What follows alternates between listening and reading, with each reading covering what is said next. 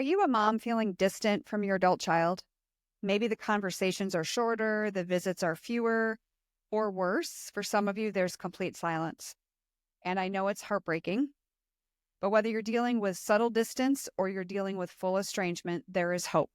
And in this video today, I want to share 4 powerful ways to reconnect with your adult child and to start rebuilding that relationship. So let's dive in.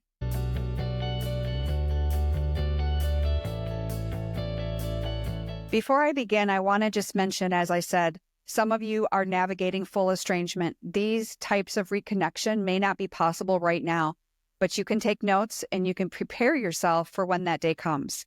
And so for the rest of you, those of you that are navigating this right now, where maybe you're just starting to feel like there's a strain, then I want you to start implementing these things right away. So number 1 is I want you to acknowledge their feelings. So estrangement often stems from feelings being hurt, misunderstandings, or unresolved conflict. Those are the 3 biggest things. And so when we acknowledge our adult child's emotions without justifying or defending yourself, that can create that safe space for them to actually start talking. So if you were able to say, you know what, I understand that I've hurt you and I'd like to hear how you feel. Now, obviously, we want this to be respectful, and we talk about this all the time, but I don't think I can say it often enough. But when you validate their feelings, it builds trust. Because when your child or anyone feels seen and understood, it's going to open that door where they're actually going to want to have some type of a meaningful conversation with you, and that's where the healing begins. Number 2 is taking accountability. I know you guys, sometimes you don't want to hear this. And some of you may think, you know what, I really didn't do anything. I don't know what I did. You need to ask. They'll be happy to tell you, I'm quite sure.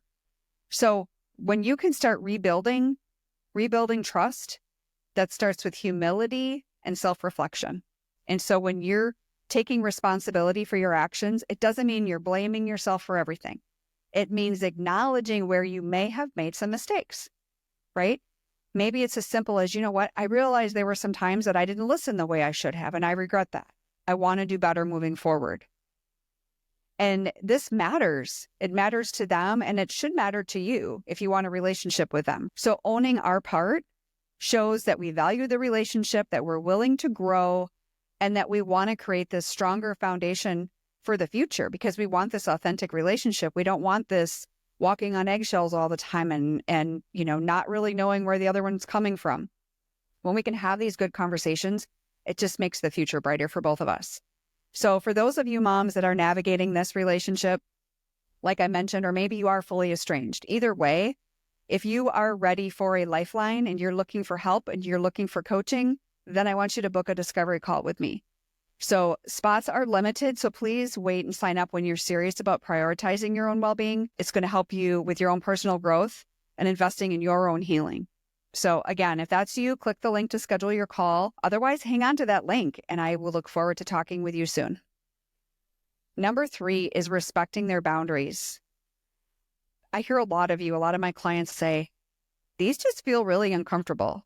Like, I don't agree with the fact that I can't contact my child. Right? There's got to be a reason why they implemented them.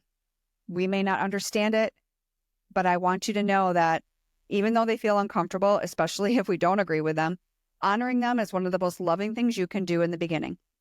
It shows that you respect their emotional needs for whatever reason that is that they're feeling that they need to do this.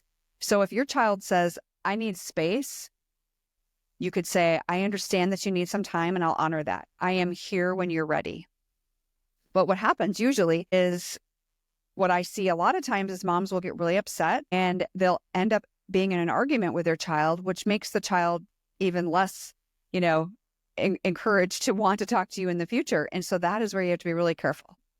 Ideally, it's nice when your child can actually talk to you about it and actually have a civil conversation. But unfortunately, that doesn't happen all the time. But respecting those boundaries does not mean you agree with them. It means that you care about their comfort and you're willing to meet them where they are. Because let me tell you something. If we do not meet them where they're at, we will lose them. And that is really a hard pill to swallow. And it's difficult to even say, but I can promise you, we have got to meet everybody where they're at. Doesn't mean we don't encourage them to be better. It doesn't mean we don't encourage them. It doesn't mean we don't love them, but we need to love them where they're at or they will never grow. You can't just wait for someone to change. Now, this is where you have the boundaries, right? Sometimes you're the one that has to put up the boundaries depending on what's going on with them and maybe their behavior and things like that. But for the most part, when it comes to respecting your child's boundary, now it's a whole nother video to talk about what happens when this goes on for years. Then what do we do? Well, that's another video. But for right now, just remind yourself that it doesn't mean that you agree with it. It means you want to meet them where they're at. And number 4 is patience. Patience and consistency. Reconnection is a process. It is a marathon, not a sprint. It's not a quick fix. You know, these small, thoughtful actions over time is what's going to rebuild the trust. Now, that even means for you. So maybe you feel like you can't trust them yet. Again, the trust has to be built. And so that's super important to remember. So even sending a simple message, like, I'm thinking of you, I hope you're doing well, you know, for those that are not saying, you know, don't contact me.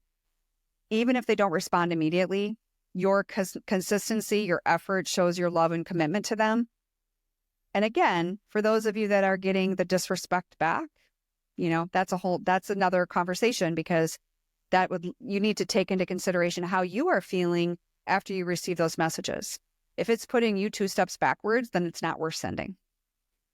So just remember that patience also reminds your child that your love for them is unwavering. And I think in some ways it's creating a sense of safety as they consider the reconnection process as well. So these 4 steps that I just shared with you, they're going to lay the groundwork for some healing and rebuilding trust, right? There's a lot more to it, but this is the groundwork, and this is where we start. So I hope that helped you today. I will see you in the next episode. God bless.